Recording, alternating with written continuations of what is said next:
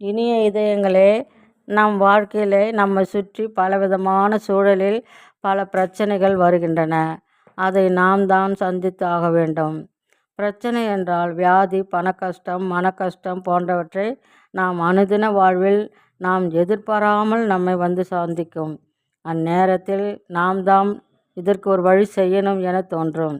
எனவே இப்பிரச்சனைகளை ஜெயிக்கவும் இந்த நேரத்தில் சம்மட்டி போன்று ஆயுதங்களை கொண்டு இதனை உடைத்து வெளியே வர நாம் முயற்சிக்க வேண்டும்.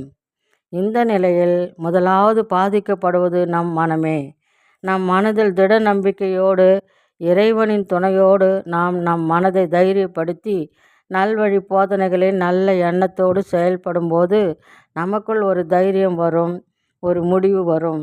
அது நல்ல வழியாகவே இருக்க வேண்டும். அந்த செயல் நன்மையானதாக விதைக்க வேண்டும். ஏனென்றால் நன்மையை விதைத்தால் நன்மையை அறுப்போம், தீமையை விதைத்தால் தீமையை அறுப்போம் என்ற பழமொழி போலாகிவிடும். எனவே தெரிந்து கொள்ளுதல் நல்லதானால் நலமாகும். உதாரணமாக, ஒருவர் நமக்கு தீமை செய்தால் நாம் பதிலுக்கு அவருக்கு நன்மை செய்ய வேண்டும். நம் மனநிலை சீர்படும். தீமை செய்தவர்களும் திருந்த வாய்ப்பாகும்.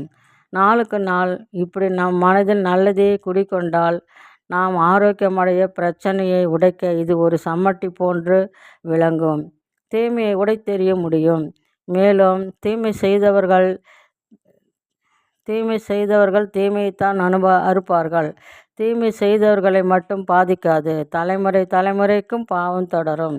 நன்மை செய்தால் நன்மை வந்து செய்தவருக்கு மட்டும் நன்மை கிடைக்காது, அது நம்மையும் நன்மை செய்தவரின் தலைமுறையும் நன்மை தொடரும். எனவே இவ்விதமாக நம் வாழ்வை மாற்றினால் நமக்கு மனக்காயம், குழப்பம் இன்னும் அநேக காவலையிலிருந்து நாம் விடுபடலாம். இதற்கு தான் வேதம் நன்மை செய்தால் மேன்மை இல்லையோ என்று வசனம் கூறுகிறது. இப்படிப்பட்ட நற்செய்திகளை சம்மட்டி என்ற சேனல் மூலம் நாம் தொடர்ந்து பயணிக்கலாம். நன்றி, வணக்கம்.